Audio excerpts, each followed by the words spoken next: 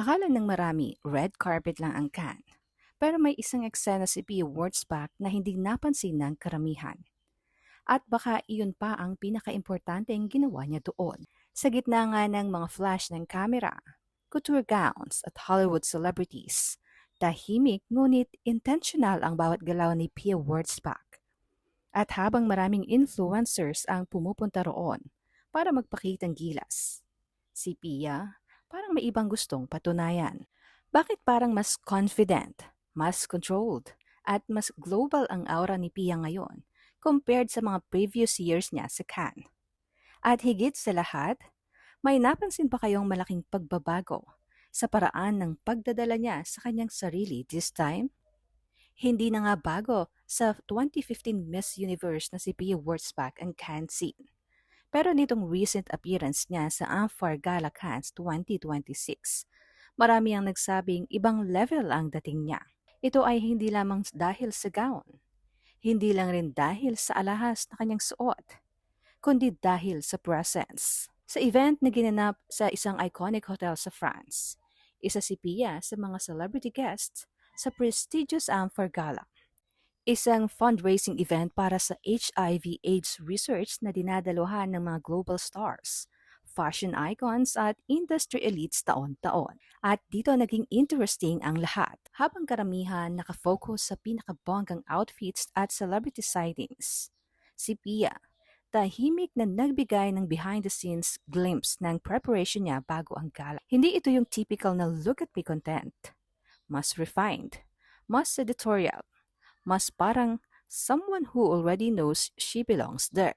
Suot niya ang couture piece ni Lebanese-American designer Rami Kadi, isang strapless embroidered gown mula sa Spring-Summer 2026 couture collection. Ayon mismo kay Pia, gusto niya ang approach ng designer dahil sa pagiging artistic, ngunit feminine pa rin ito. Ngunit alam niyo ba kung ano ang mas interesting? Hindi siya nagmukhang trying hard to fit in. At iyon ang pinakamahirap makuha sa Cannes. Kasi sa totoo lang, maraming celebrities ang pumupunta roon para lang mapicturan. Pero may mga ilan lang na kayang magmukhang natural sa gitna ng luxury, fashion at global attention. At isa na nga umano si Pia doon this year. May mga fans ding nakapansin na mas less pageant queen ang aura niya ngayon at mas fashion insider na. Mas controlled ang expressions, mas subtle ang posing, mas intentional ang branding. At kung matagal mo na ngang sinusubaybayan si Pia, mapapansin mo talaga ang kanyang evolution from a beauty queen to fashion week attendee to now being invited sa isa sa pinaka-exclusive events connected sa Cannes. At hindi nga biro iyon, especially para sa isang Filipina. Dahil sa international fashion scene, hindi sapat ang ganda lang. Kailangan mayroon kang consistency, connections, professionalism, at image discipline. At mukhang iyon ang tahimik na binubuo ni Pia over the years. Hindi overnight, hindi viral, kundi strategic. Isa pa sa naging usapan online ay kung paano siya nagiging visible sa global luxury events habang dala pa rin ang pagiging Pinay. Hindi nga siya nawawala sa radar.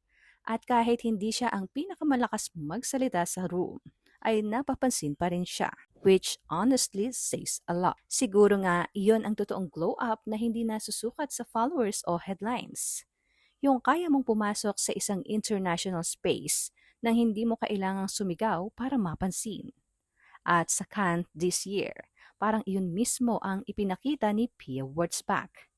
Hindi lang fashion, hindi lang glamour, kundi growth. Kayo ba? Mas gusto niyo ba ang silent luxury era ni Pia ngayon?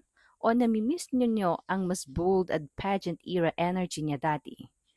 At sa tingin ninyo, isa na ba talaga si Pia sa pinaka-recognizable na Filipina faces sa international fashion scene ngayon?